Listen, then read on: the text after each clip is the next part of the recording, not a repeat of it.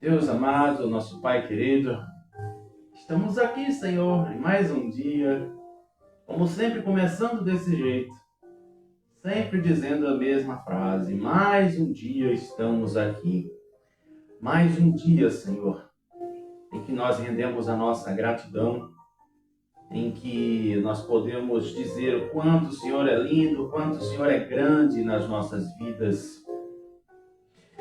E principalmente, meu Deus, te agradecer porque a cada dia o Senhor se manifesta em nós. Às vezes nós pensamos, o que pode acontecer, o que pode ser feito, o que é que se tem, o que é que não se tem, e daí o Senhor chega do melhor jeito. Obrigado, meu Deus, porque as tuas misericórdias, elas são infinitas. Assim como Jeremias disse em Lamentações: as misericórdias do Senhor são a causa de não sermos consumidos. E elas se renovam a cada manhã. E é por isso que assim nós também queremos nos renovar a cada manhã. Dizendo ao Senhor, muito obrigado. Muito obrigado pela grandeza da tua santidade. Porque o Senhor nos ensina não a sermos perfeitos, mas nos ensina a seguir os teus caminhos, que é o mais importante. O Senhor não quer pessoas perfeitas. O Senhor quer pessoas que tenham seus problemas, seus dilemas, suas dificuldades, seu caráter.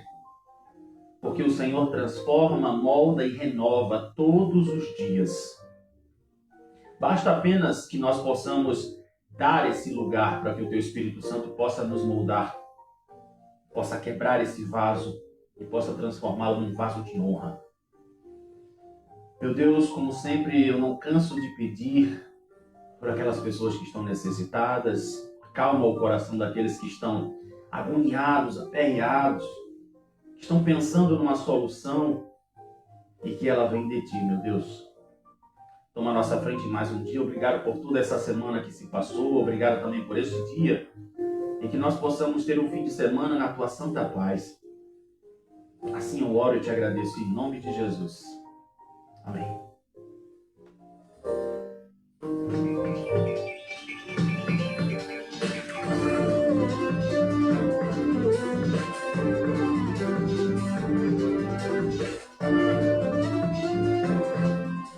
Bom dia, muito bom dia para você que está no Kawaii, para você que está assistindo a nossa transmissão pelo deolho.com.blogspot.com.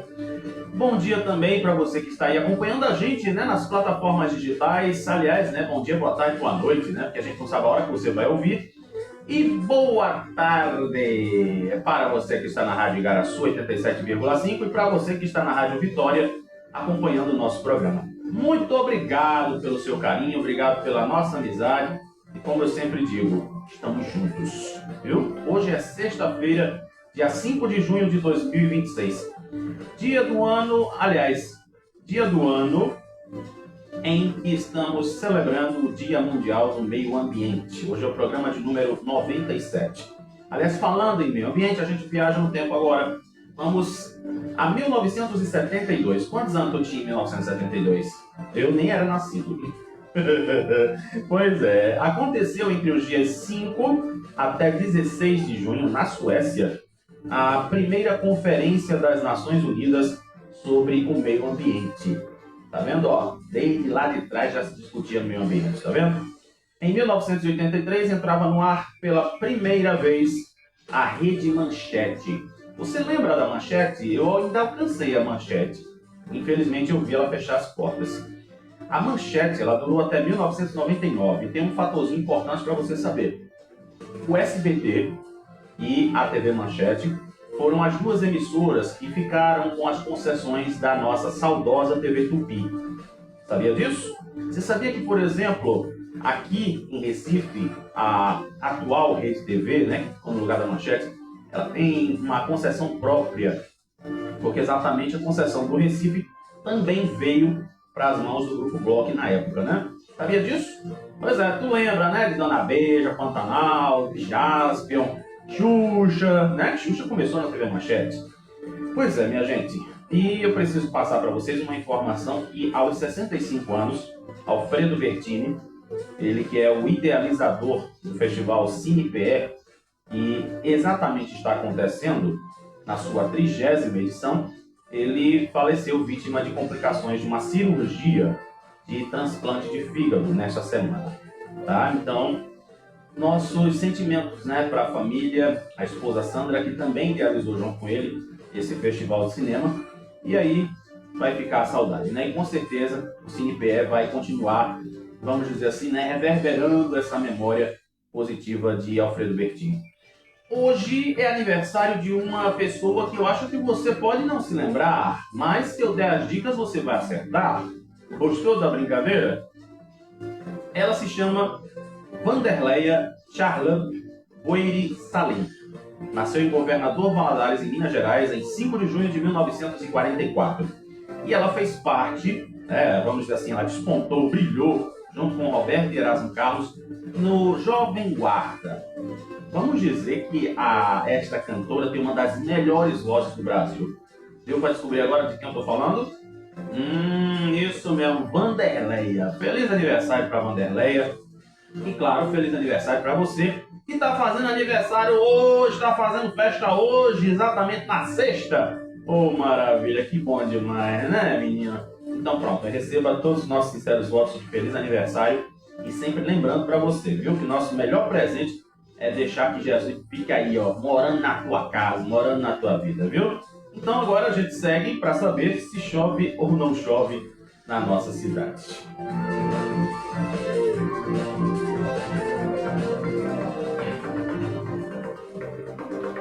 Pois é, vamos aí a previsão do tempo com as informações do Instituto Nacional de Meteorologia. Aqui para hoje, sexta-feira, temos a intensidade de ventos fraco a moderado. A previsão é de muitas nuvens com chuvas isoladas durante o dia. E também aqui, 95% é a umidade máxima prevista e a mínima 55%. A temperatura mínima para hoje está aí prevista para 23 graus e a máxima de 29 graus. Então aí as informações do tempo, como sempre eu digo para você, são do Instituto Nacional de Meteorologia. A informação aqui vem direto da fonte.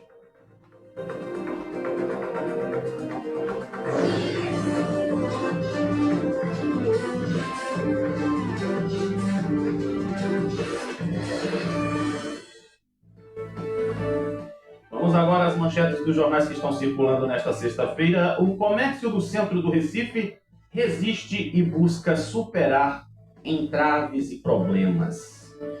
Pois é, né? Como a gente já falou aqui várias vezes, que o pessoal está preferindo ir para os bairros ou para os shoppings, né? E o centro do Recife fica aí abandonado, sem ninguém para comprar as coisas, né?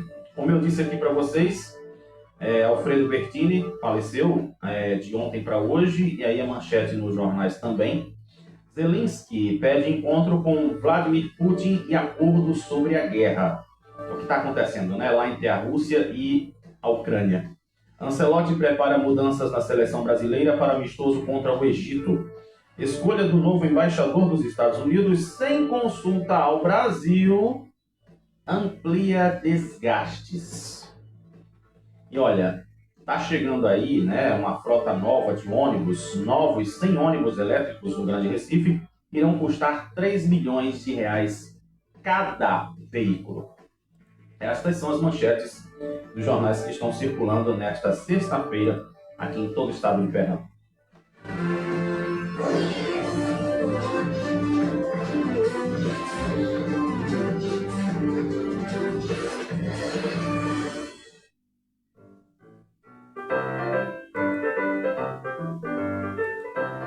E vamos para a nossa Casa dos Padrão, a novela de Bingo e Gombuca. Ah, meu Deus do céu. Olha, quando eu já termino a manchete do jornal, eu já fico naquela ansiedade, começo a rir. Porque a gente... Ai, rapaz, não pode chorar, meu Deus. Bem, vamos começar com Bingo. Pois é, menino. Inclusive, hoje tem uma coincidência de novo, né? E tem uns BOzinhos também básico aqui. Ai, Jesus. Sei não, aguenta, coração. O teu José tá vivo, Jacó. Deus me defenderá aí. Olha, Bimbo, nosso eterno prefeito João Camps, acertou na espontaneidade, olha só, não precisei nem ensaiar. João Camps. Durante visita à Federação das Indústrias de Pernambuco, a FIEP, a construção de uma estratégia de longo prazo voltada ao fortalecimento da competitividade econômica de Pernambuco. Ai, Jesus, não sei, né? Não sei. Acho incrível. É uma coisa que, assim, já dá aquela vontade, a língua coça, dá um negócio na minha língua que, meu Deus do céu. Oi, que eu detesto pimenta, mas a língua fica parecendo que eu comi pimenta, criatura. Eu acho engraçado uma coisa. Kekel usa a bandeira de Pernambuco, né? Quando ela se elegeu para governadora, ela vestiu roxo. Ela foi a governadora Nubank.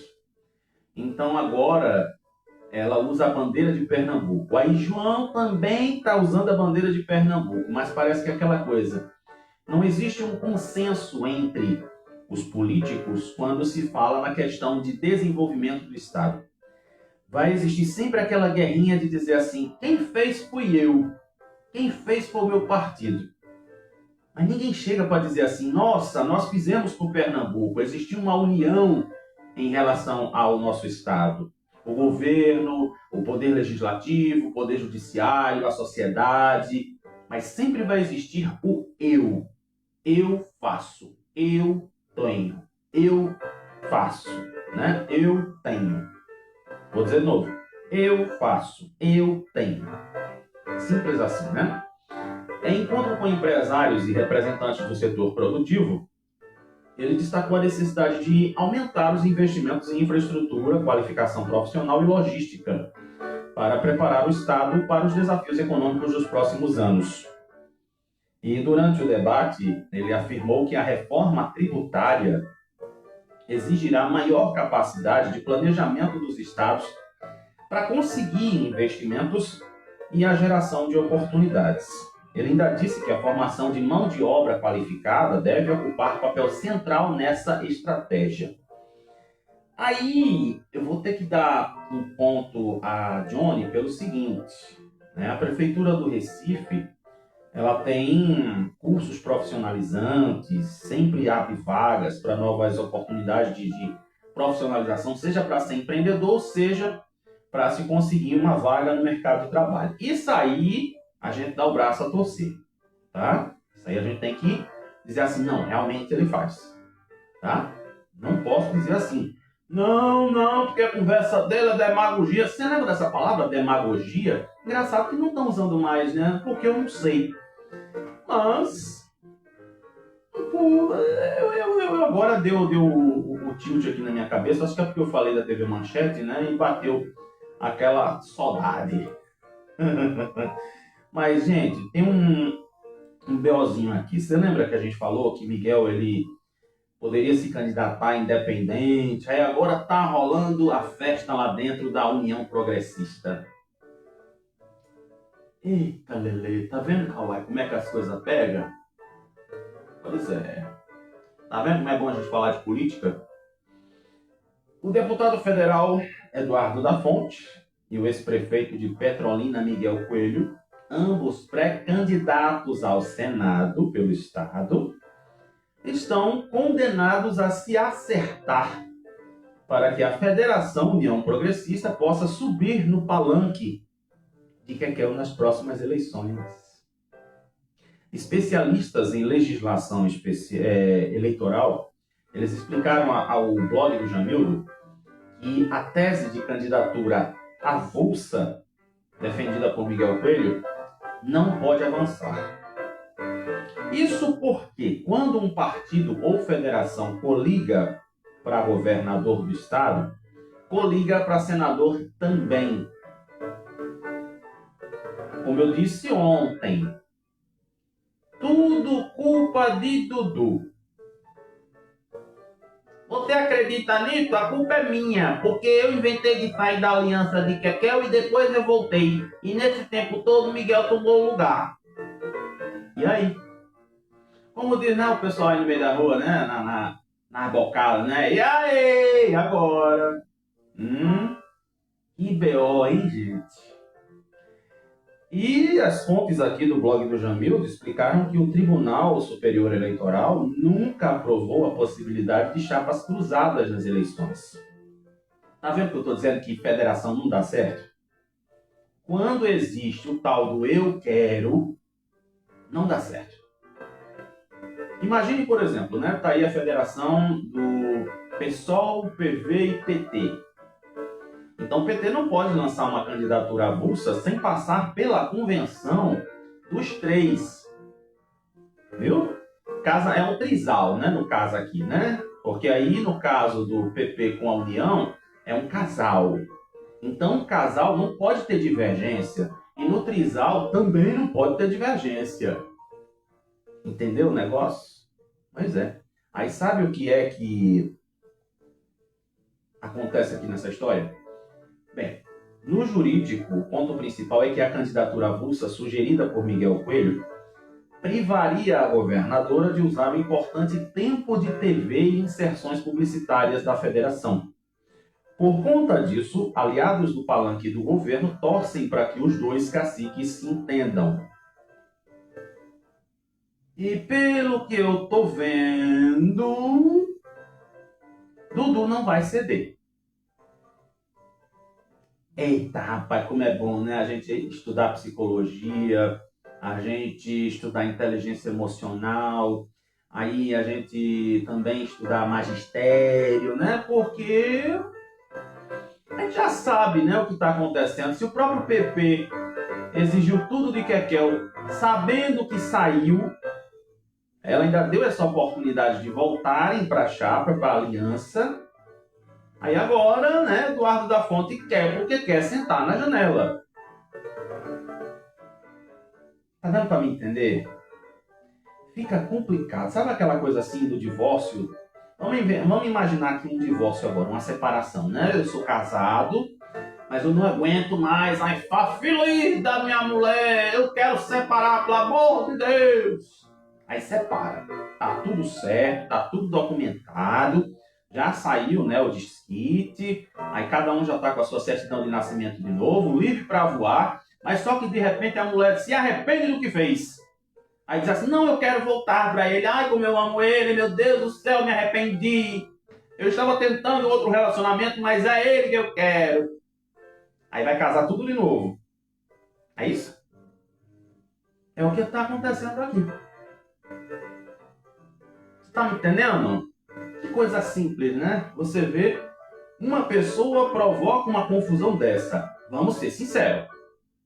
Eduardo da Fonte não devia ter saído, não devia ter deixado essa coisa da aliança que ele já tinha. Aí agora ele se acha no direito de exigir ser o candidato a senador. Pronto. E aí tem aquela situação também, né, que diz aqui no blog do Jamil, que é assim, o que se sabe ao certo é que Eduardo da Fonte quer porque quer ser o senador de Raquel e contratou até uma equipe de produção. Como ele é o presidente da federação, leva uma vantagem sobre Miguel na medida em que pode negar o apoio caso não seja candidato escolhido. Isso é sagrado, né? É como se diz, quem tem a chave da casa é que dita a hora que tu chega. Tu tá me entendendo? Não tem aquele negócio, mãe, eu vou chegar 4 horas da manhã, tá? Olha, me dê a chave. Não, eu não vou dar a chave da casa, jamais, se vire. Você vai chegar 4 horas da manhã, 4 horas da manhã eu tô dormindo. Entendeu o jogo? E vamos ver, né, o que vai acontecer, porque com certeza eu cá com meus botões aqui, ó. Tá vendo? Tem os botões aqui da minha camisa preta, da primeira rádio FM que eu trabalhei. Pois é, então vamos ver as cenas dos próximos capítulos. Mas eu tenho certeza, eu vou apostar no bolão que Miguel vai ter que recuar. Porque, como se diz, né? Se casou, meu filho, alguém manda no negócio. E, inclusive, existe esse reforço aqui, viu? Então, Não adianta inventar reza, não. E tem aqui, né, tem um deputado aqui, Fernando Monteiro, ele foi para Lisboa, lá em Portugal. Participou nessa semana de compromissos voltados à discussão das políticas públicas relacionadas às mudanças climáticas, gestão de riscos e mecanismos de proteção para eventos extremos. Ele integrou a programação da 14ª edição do Fórum de Lisboa, onde representou o Congresso Nacional em um painel, ou seja, né, em uma palestra, vamos dizer assim, dedicada a essa questão climática. O evento reúne anualmente autoridades, acadêmicos, especialistas e gestores públicos de diversos cantos do mundo para discutir os temas ligados à governança, direito e formulação de políticas públicas. Na sua participação, ele defendeu o aumento, né, a ampliação das estratégias voltadas à adaptação das cidades aos impactos do clima e a redução de, vamos dizer assim, de fragilidade da população diante dessas situações.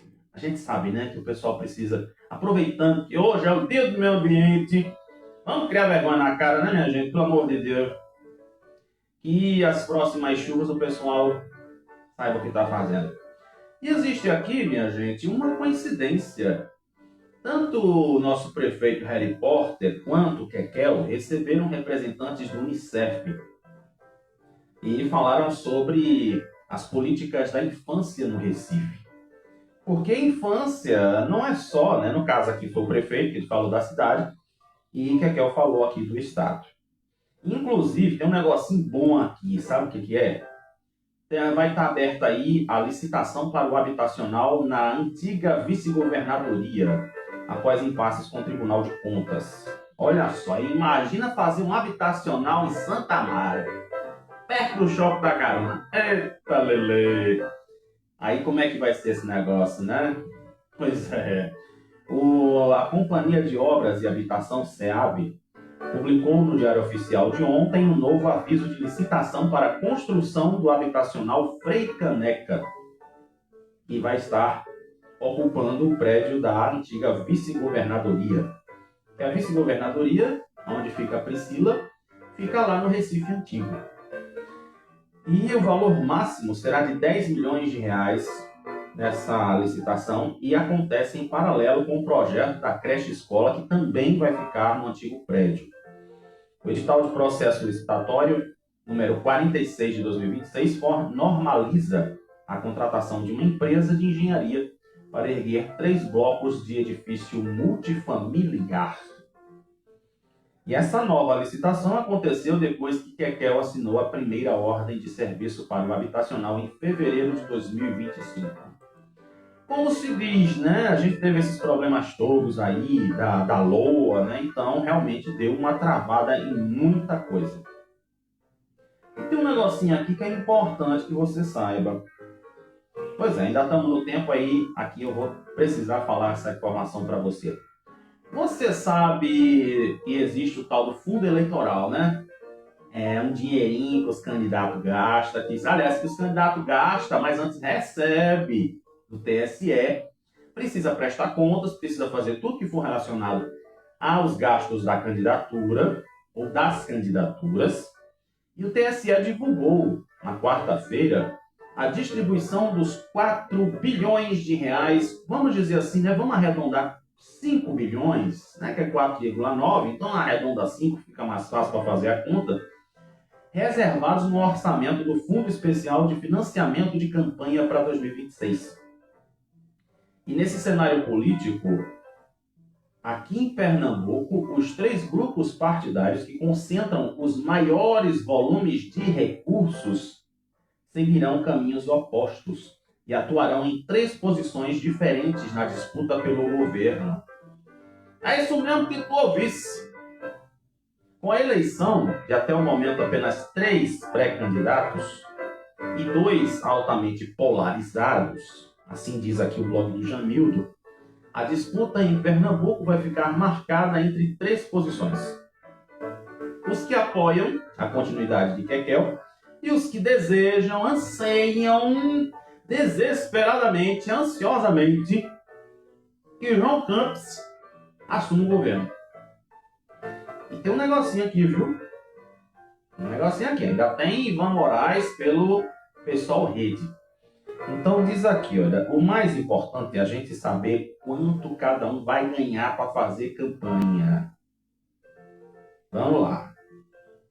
Primeiro, tem aí a Federação União Progressista, que reúne, né, a gente já sabe, o pessoal do PP com a União, somando 943 milhões e 200 mil reais. E aí, o que acontece? Vamos descer. A segunda posição, quando contado as federações, e a primeira como partido isolado, fica com o PL, com 881 milhões e 600 mil reais. Eles escolheram o caminho da independência na disputa estadual, ao menos no primeiro turno. E segundo indicações recentes do ex-prefeito Anderson Ferreira, que quer disputar o Senado, né? Mas também a gente já sabe que dele decidiu candidatar-se de novo para deputado. Mas vamos entender, né? E aí o terceiro, eu acabei de falar do Trizal, foi? Pois é. E é o Trizal, Federação Brasil da Esperança, PT, PCdoB e PV, acumulam 720 milhões e 400 mil reais.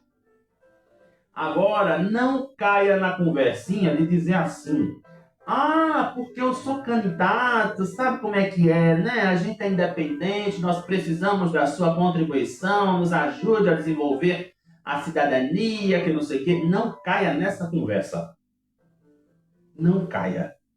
Porque todos os partidos, seja ele grande ou pequeno, ele recebe verba para o fundo eleitoral.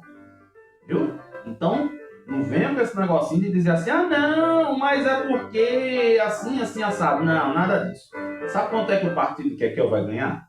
421 milhões de reais.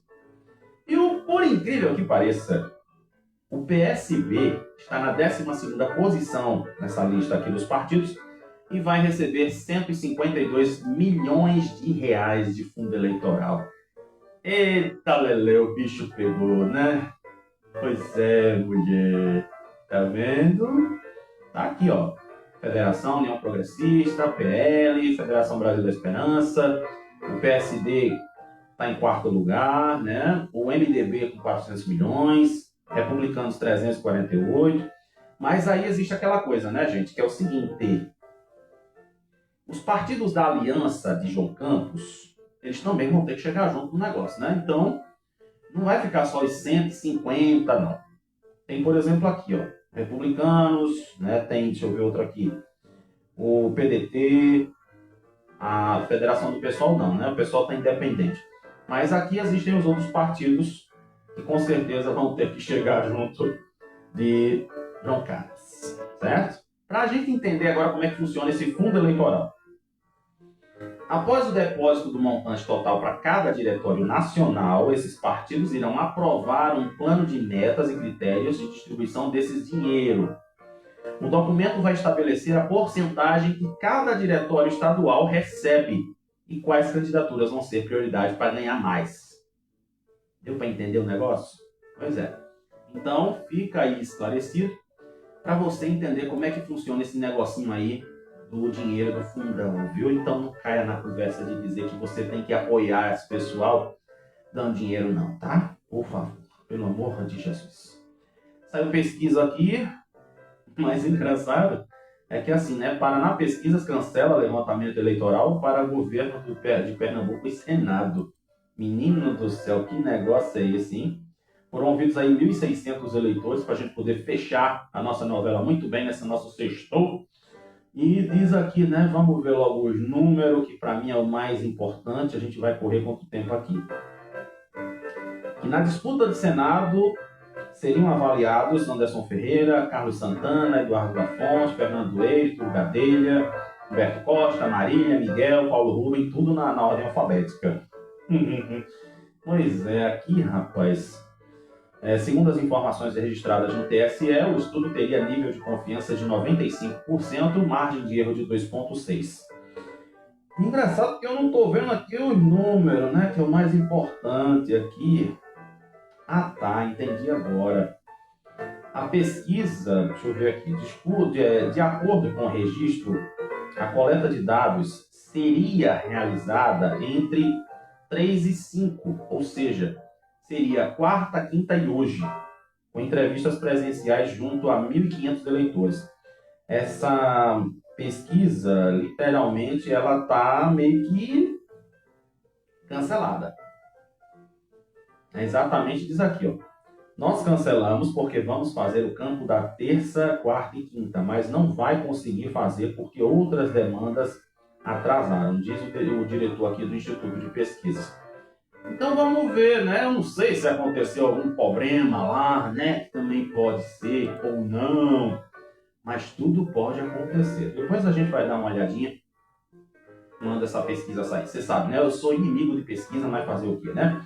E minha gente, segunda-feira tem mais Casa dos Patrão, momento em que a gente tem esse foco no noticiário político da nosso estado, para você saber o mundinho pantanoso dos políticos.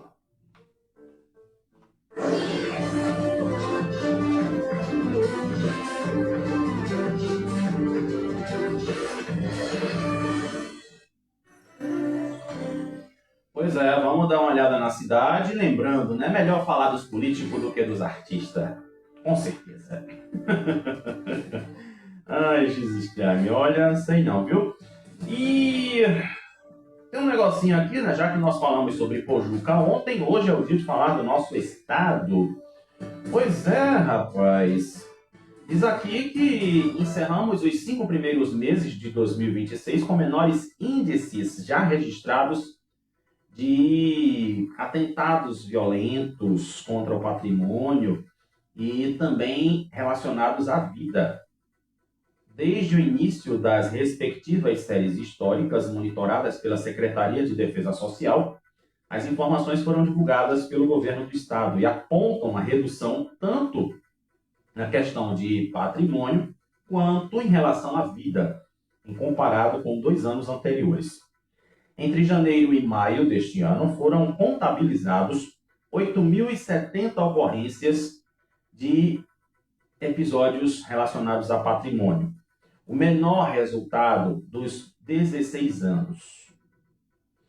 Rapaz, se fosse menos, era até melhor, né? Mas, tá bom, vamos considerar, né? E no mesmo período, o Estado registrou 1.167 infelizmente, vidas perdidas, número que representa o menor índice nos 5 primeiros meses de do ano em 23 anos de acompanhamento das estatísticas.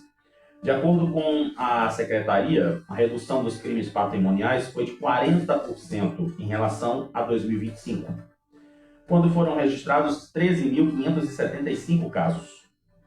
Né? Vamos dizer assim, de 13 mil para 8 mil, vamos dizer assim, né? Poderia melhorar, poderia ficar menor ainda, mas tá bom, né? Tá bom, a gente leva. A gente leva a promoção. Em números absolutos, a queda corresponde a 5.505 ocorrências a menos, na comparação com 2022, quando o Estado contabilizava 17.070 registros. A redução chega a 52%. E ainda diz aqui, né, em relação a vidas, 1.445 ocorrências aconteceram, tiveram um registro em maio agora. O menor resultado já contabilizado para o mês, no início da série histórica da contabilidade aí dessas estatísticas. Então, vamos dizer assim, né, que continue melhorando, que continue caindo, porque essa é a estatística que a gente tem. E esperamos, né, que as vidas sejam preservadas, que, vamos dizer assim, o que aconteça para evitar ainda mais essas questões de violência, seja lá o que for, né, sejam muito mais fortes. E você acredita aqui que nós estamos precisando enfrentar o negócio aí dos tarifaços de Trump? Pois é. E mais uma vez, né, se fala, inclusive eu lembro da primeira vez do tarifaço de Trump, que foi os 50%, e que aí o Brasil teve que ir para outros caminhos. Agora vai ter que ser tudo de novo. Só que, né, de 50% caiu para 25%. Então, se, por exemplo, né, você vende, vamos dar uma ideia aqui, para você poder entender. Se a gente vende vamos dizer assim, uma tonelada de uvas por R$ 100, o que é que vai acontecer? Nós vamos pagar, aliás, US$ 100. US$ 100. Não vai ser por real, vai ser por dólar. Agora que eu me lembrei. Você vai pagar uma média de R$ 25 em cima do valor. Deu para entender? Esses R$ 25, esses US$ 25 vai para o fisco dos Estados Unidos. Pois é, né? Quem mandou abrir a boca, quem mandou fazer confusão, quem mandou fazer as coisas. E para você ter uma ideia, né, existe aqui a situação de que as medidas se tornam uma série de tarifas ampliadas desde o ano passado. E tem o seguinte também, apesar das restrições, as exportações brasileiras elas registram um crescimento. Menos mal, né? Segundo informações citadas, as vendas extremas alcançaram 348 bilhões de dólares no ano passado. Viu? Esses são números do Brasil. Então imagine aqui em Pernambuco como é que o negócio fica. Né? Então, é como se diz, né? Os enfrentamentos, os puxa-encolhe, as coisas acontecem, né? Mas você tenta evitar, mas o negócio não dá certo. Não dá certo. E o prefeito do Cabo, Lula Cabral, exonerou a secretária da Mulher lá depois das polêmicas que aconteceram, né? Você lembra da história? Não preciso repetir, né? Pelo amor de Deus. Ai, Jesus Christ. Não aguenta, coração. E olha, você lembra, né, do que eu falei lá do deputado que quer que diminua os tubarões, a quantidade de tubarões? Preste atenção numa coisinha aqui. O CEMIT, que é quem cuida aí dos tubarões, o Comitê Estadual de Monitoramento de Incidentes com Tubarões, eles tiveram uma apresentação aí nesta quinta-feira, no caso ontem, da primeira etapa de monitoramento, que prevê captura e marcação de 50 tubarões a partir do mês que vem. E exatamente aí, inclusive, a universitária lá de São Lourenço e o menino, né, eles deixaram a UTI. E para você ter uma ideia aqui, para você saber, deixa eu me ver aqui, né, foi transferido para o hospital particular, né, o menino. E a menina, a moça, né, como se... Engraçado, né, a gente sempre tem aquele negócio de assim, né, meu menino, minha menina. Pronto, tá eu dizendo aqui. Olha, 70 placas de alerta para tubarões foram retiradas ou vandalizadas. Que negócio é esse? Vamos entender? Pronto. Aqui eu fiz um resumão dessa história toda. Mas, bom dia, meu querido Newton Júnior. Café, né, meu filho? Eu já tomei meu café. Eu tomo meu café antes de começar o jornal, né? Para fazer minha expectoração de todos os dias. Essa aqui é importante que a gente saiba. As placas que alertam sobre o risco dos incidentes com os tubarões ao longo da costa deveriam funcionar como um lembrete fixo dos cuidados para quem frequenta a praia. Dos cerca de 150 avisos instalados nas praias, apenas 90 permanecem em boas condições. As demais placas foram tiradas, pichadas ou danificadas ao longo dos últimos meses, segundo a Secretaria Executiva do Comitê Estadual de Monitoramento dos Incidentes com os Tubarões, Danise Alves. Ela diz que a substituição dos materiais aconteceu em janeiro do ano passado, após um trabalho de reposição iniciado em dezembro do ano anterior, ou seja, 2024. A sinalização está distribuída em um trecho de aproximadamente 33 quilômetros entre a Praia do Farol, em Olinda, e a Praia do Paiva, lá no Cabo.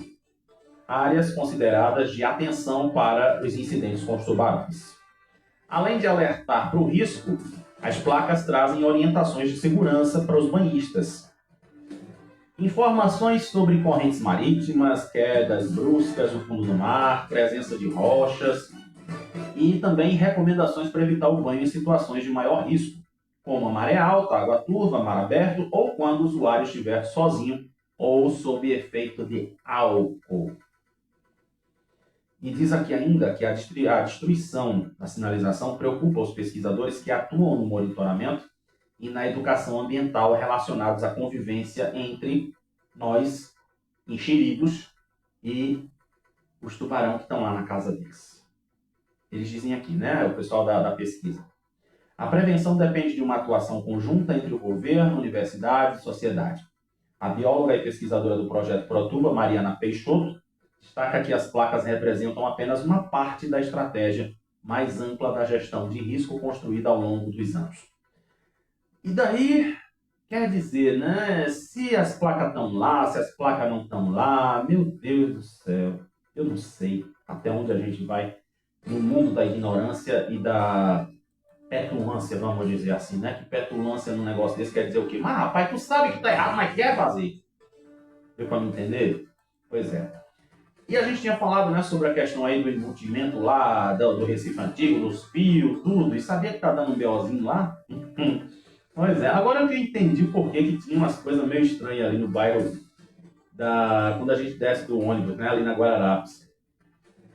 Há uma obra de instalação das redes subterrâneas de energia, telefonia e internet na rua Camboa do Carmo, vem provocando uma polêmica com o IPHAN.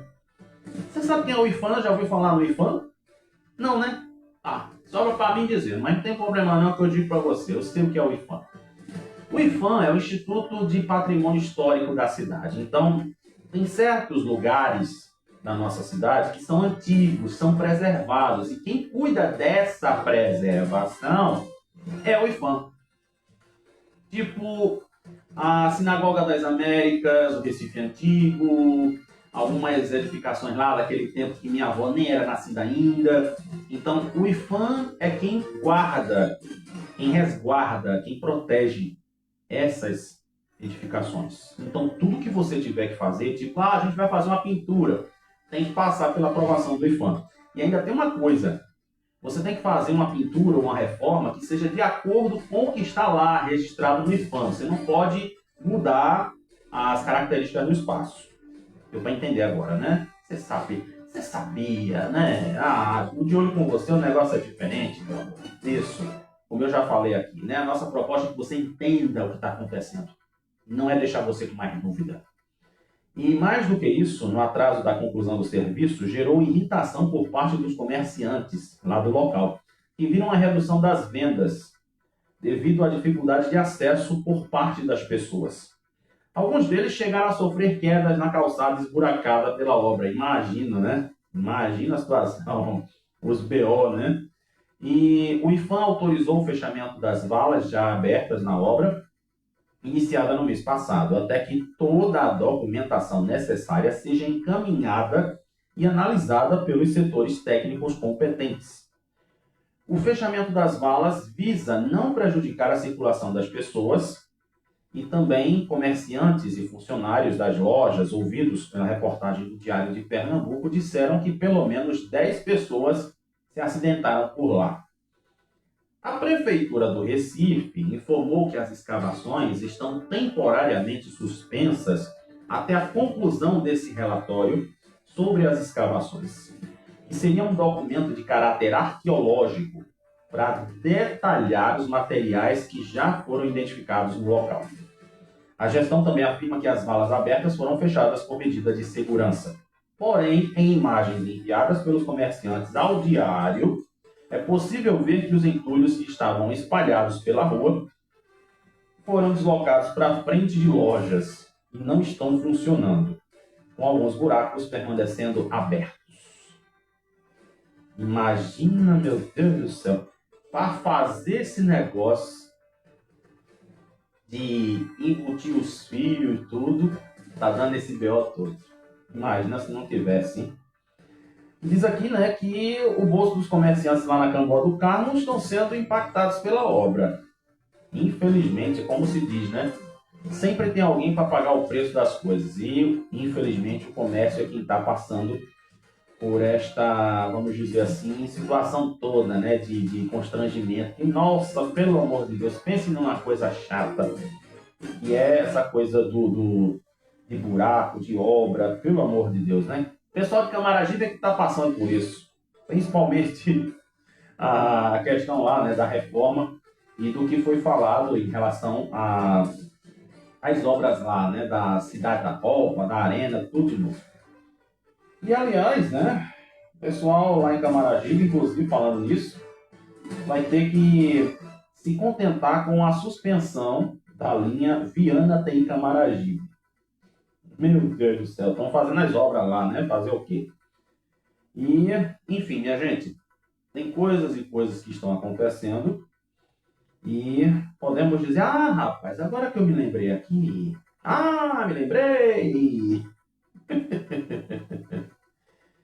Jesus, não, olha, tem coisas aqui que a gente escuta, que a gente vê, que às vezes a gente não acredita. Escute isso aqui, gente, pelo amor de Jesus. Eu não estou implorando para você escutar, eu estou dizendo para você, escute isso aqui, preste atenção. Tem um negocinho acontecendo que o secretário de Educação e Esportes de Pernambuco, Gilson José Monteiro Filho, foi multado em mais de R$ 22 mil pelo Tribunal de Contas do Estado por fragilidades nas dispensas emergenciais para fornecimento de alimentação escolar. Será que foi alguém que denunciou? Vamos ver, né? Também foram multados o secretário executivo de Administração e Finanças, uma ex-secretária e a superintendente do Programa de Alimentação Escolar. As multas foram aplicadas a partir da auditoria especial do Tribunal de Contas na Secretaria, exatamente nos exercícios de 2023 a 2025. Foram analisadas 2 contratações diretas instauradas pela Secretaria para o fornecimento emergencial de alimentação escolar. Para o auditor Leonardo Pinheiro, que assina essa auditoria, os procedimentos têm padrões semelhantes de insuficiência no planejamento prévio, inconsistências na instituição profissional, na instrução profissional, deficiências na estimativa de custos, vulnerabilidade na motivação administrativa e problemas específicos quanto à regularidade das empresas selecionadas. E diz aqui ainda que o relatório classifica o secretário como responsável por autorizar a instauração de dispensas emergenciais para fornecimento de alimentação, como eu já falei aqui. E isso aconteceu, né, segundo aqui está se explicando, por conta das fragilidades estruturais de planejamento e instrução, né, como eu já falei. O documento aponta que o secretário deveria ter verificado previamente a consistência técnica de urgência. A primeira Câmara do Tribunal de Contas, em publicação de 27 de maio, aplicou a multa de R$ 22.716. Isso para o secretário, né? Então, fica aquela coisa. A gente fica pensando, né? A gente tem que fazer, por exemplo, para concorrer um edital, seja lá o que for, né? É uma burocracia triste. Mas você vê que o pessoal tem um negocinho de fazer as coisas assim, né? Meio de dispensa. Faz assim, faz assado, faz desse jeito. Mas, como se diz, né? Um dia a casa cai. Tu tá me entendendo? Pois é. Então, vamos ver as cenas dos próximos capítulos nesse negócio, né? E assim, nós fechamos a nossa viajada pela cidade. Agora vamos ver aí o que é que está acontecendo no Brasil e no mundo.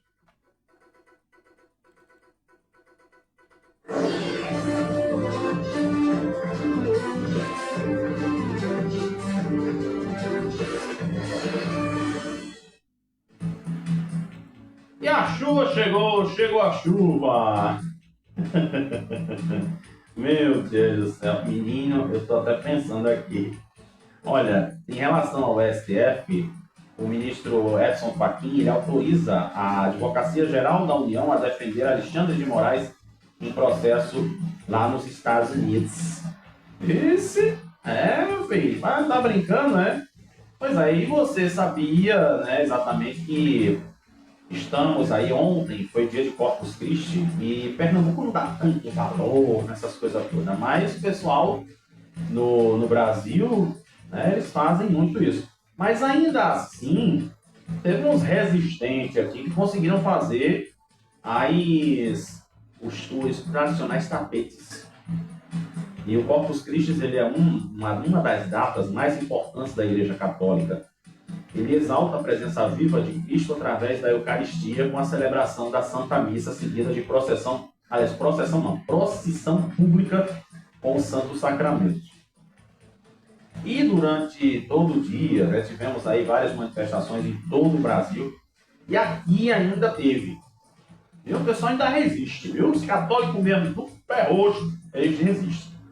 E diz aqui, né, que fizeram, lá na matriz de São José, muitos jovens e adultos fizeram os tradicionais tapetes que simbolizam a data. Eles foram feitos tanto dentro da igreja quanto na rua que dá acesso ao local.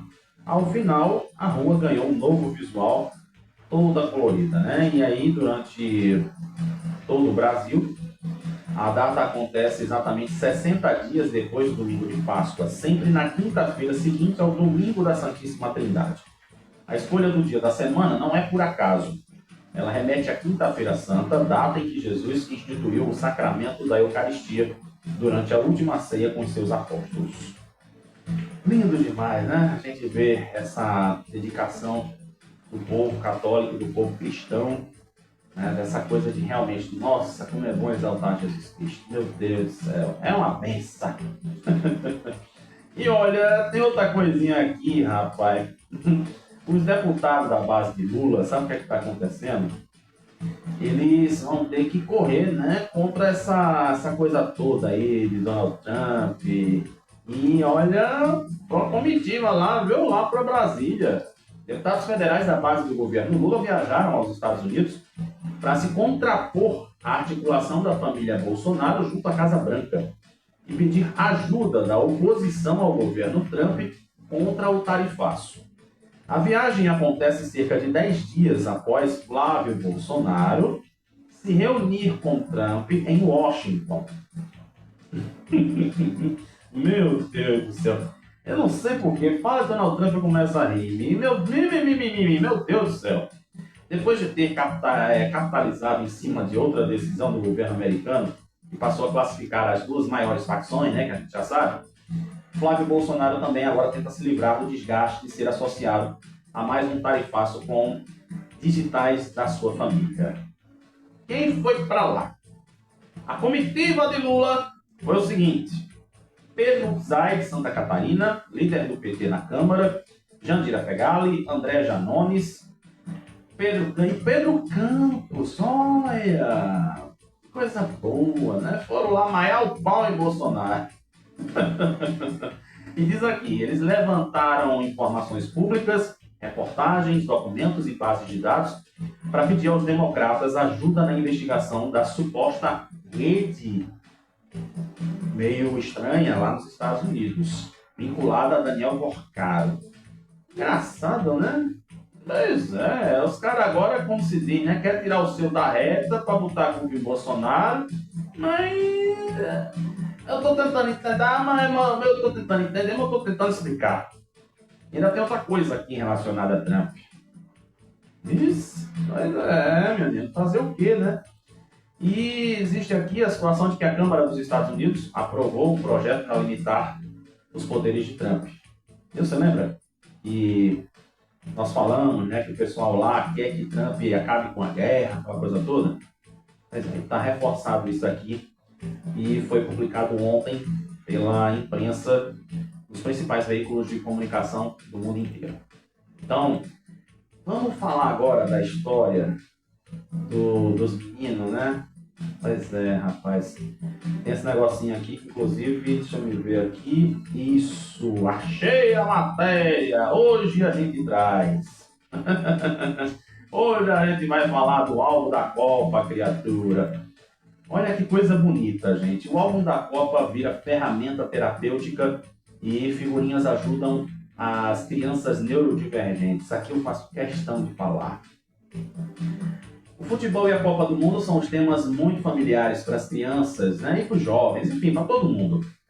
Mas o que pouco ainda se fala é como os álbuns de figurinhas, como o da Copa, podem ser usados como ferramentas de desenvolvimento de interação social, linguagem e regulação emocional e inclusão, especialmente para essas crianças. Para você ter uma ideia, quando eu faço o Bombeiro Mirim, eu estava pensando, né, em coisas para fazer, e quando eu vi as crianças jogando bafo, é uma brincadeirinha, né, que eles pegam uma figurinha e fica lá, joga, vira, quando vira, aí a criança ganha. E daí eu fiz o bafo com as crianças. Eu peguei todo mundo, eu disse, ó, vocês que têm livro velho em casa, peguem lá, de preferência, livro de ciências. E daí nós fizemos o jogo do bafo dos animais peçonhentos. Pense numa coisa linda. E por isso que eu fiz questão de trazer essa matéria aqui para vocês entenderem como é que funciona esse negócio.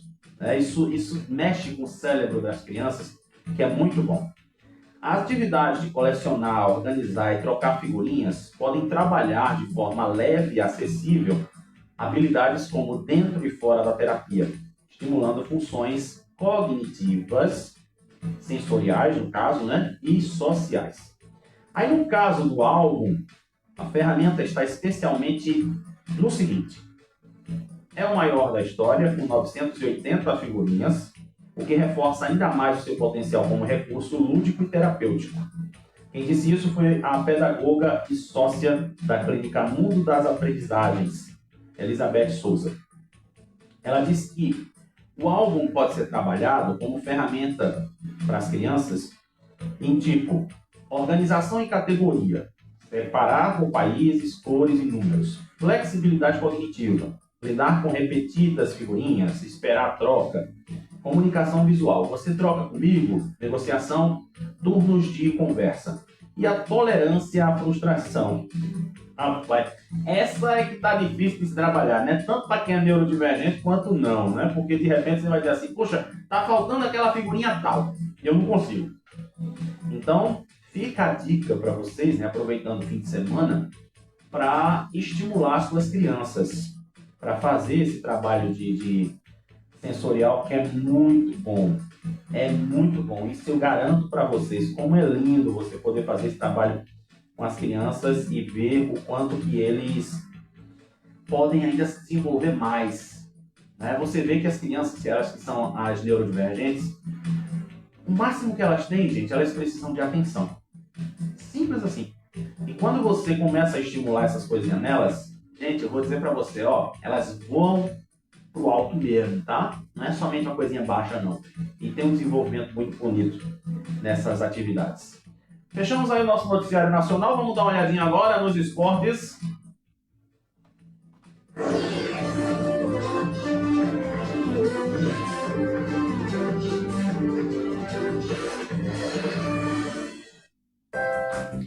Pois é, vamos agora olhar o futebol.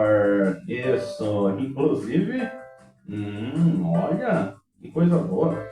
Gente, vamos dar uma olhadinha aí no que está acontecendo, né, no Brasileirão. O Sport inicia a venda de ingressos para o jogo contra o Atlético Mineiro pela Série B. Santa Cruz, o Arruda completa 54 anos em aniversário de silêncio e portões fechados. Vou dizer para você, pelo amor de Deus, eu vou repetir pela milionésima vez. O Santa está precisando de um exorcismo urgente. E Cafu avalia a seleção de Ancelotti e defende Neymar. Ele diz que o Brasil é sempre Brasil. E daí aqui vamos ver a manchete do Náutico, que diz o seguinte: a CBF muda o horário de jogo entre Náutico e Juventude, que poderia se chocar com a partida do Brasil na Copa do Mundo. Aí fica complicado, né, filhote? Aí o pessoal vai ter que escolher ou o Náutico ou o Brasil. Aí sabendo que o Náutico ia ficar esvaziado, né? Então aí foram as nossas manchetes do mundo esportivo. E agora vamos pensar, né? Vamos terminar nossa reflexão da semana sobre o descanso? Então bora lá.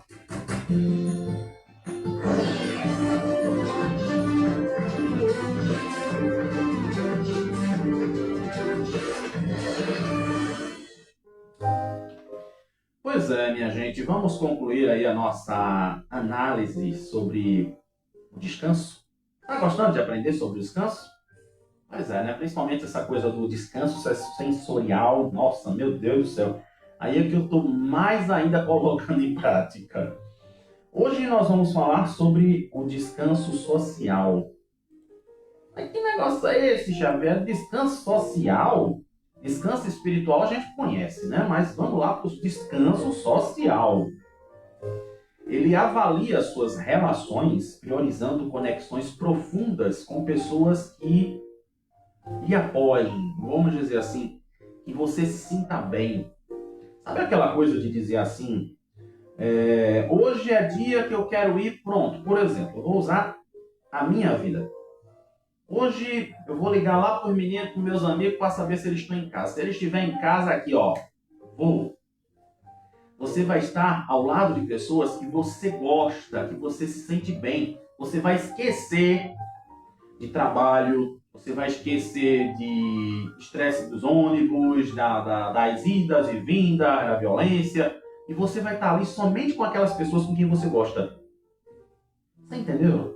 Sabe aquela coisa boa, aquela energia positiva que você sente dos amigos? Aí se você tem um namorado, a namorada, né? Que vocês se amam demais. Aí aproveita, né? Vai lá, beijar um pouquinho, brincar um pouquinho, que também ajuda muito, viu? Você volta outro. E aqui na questão do descanso espiritual, ele exatamente conecta você a um propósito maior que a realidade que você vive.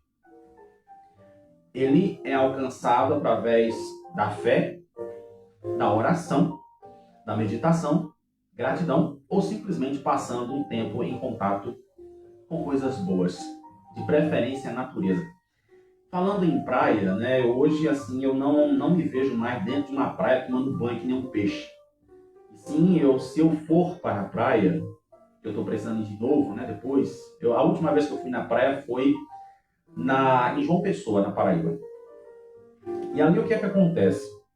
Eu comecei a sentir aquela coisa do tipo, eu vou, mas eu não vou entrar na água. E sim, eu fiquei na beira, né, recebendo aquelas ondas, aquela coisa bonita do amanhecer, 5h30, 6 horas da manhã, o sol nascendo, uma coisa linda. E ali, quando eu estava andando pela praia, eu comecei a sentir realmente o abraço do Papai do Céu. E você vê, né? Todos os dias nós fazemos o nosso descanso espiritual. Olha que coisa boa, né? Quando a gente consegue falar com o Papai do Céu, isso é muito bom. E eu vou dizer para você assim, isso é independente de religião, de crença, de placa. Se você é espírita kardecista, faça o seu ritual. Você que é da Umbanda também, faça o seu ritual. Se conecte mais com a sua entidade, com o que você adora. Que a minha entidade é o Papai do Céu. Então, fica esse recado para você. Nesse descanso, tanto espiritual quanto no social, procure estar fazendo coisas boas. Já imaginou? Essa é a melhor dica do ano. Fale mais com Deus. Tenha mais aquela intimidade com o papai. Às vezes você tem mais intimidade com um amigo do que com Deus. E é tão bom, né? Quando a gente tem essa ligação direta, como o pessoal diz assim, oxe, eu tô ligado com o chefe, meu irmão. E assim vai.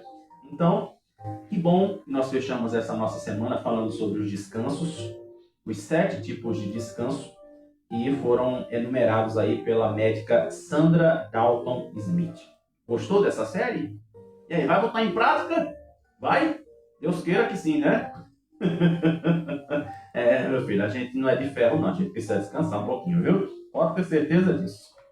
E assim, meus amores, obrigado pela semana que nós tivemos, pela sexta-feira que nós tivemos. E aí, segunda a gente se encontra de novo na permissão do Papai do Céu, na permissão de Vera Maria, enfim, na permissão de todo mundo que está nas coisas que a gente está no meio. Isso mesmo. Então, olha, meu cheiro carinhoso. Obrigado, Kawai, obrigado pessoal que acompanhou na internet, nas plataformas, judeolhocomvocê.blogspot.com e você na Rádio Igaraçu 87,5, na Rádio Vitória, enfim, onde nós estivermos, onde a gente tem espaço, a gente chega lá. Meu cheiro, minha gente, e até segunda-feira, se o Papai do Céu quiser, e ele vai deixar.